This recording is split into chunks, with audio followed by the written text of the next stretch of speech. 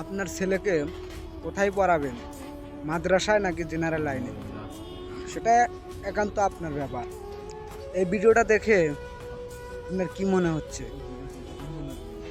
তার বাবা মারা গেছে, আর সেই মৃত ব্যক্তির টিপসই নিতেছে তার সন্তান।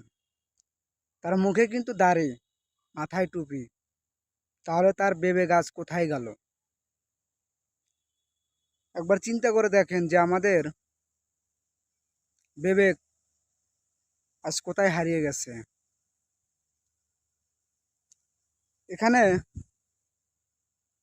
মানে কি বলবো, বলার ভাষা হারিয়ে ফেলেছি। সেখানে মানুষ মারা গেলে মানুষ কান্নার ঢল পড়ে যায়। ওই মৃত ব্যক্তিকে জানাজা দিবে, দাফন করবে, এই নিয়ে ব্যস্ত থাকে।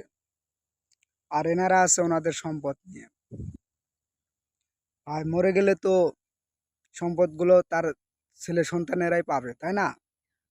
তাহলে এখানে মৃত ব্যক্তির টিপসই নেওয়ার কি দরকার? না, আমাকে আপনারা বুঝান যে এখানে কি প্রয়োজন আছে। অবশ্যই সে অন্যকে ঠকিয়ে জমি তার নামে লিখে নিতেছে, তা না হলে তো কোনো কারণ দেখি না।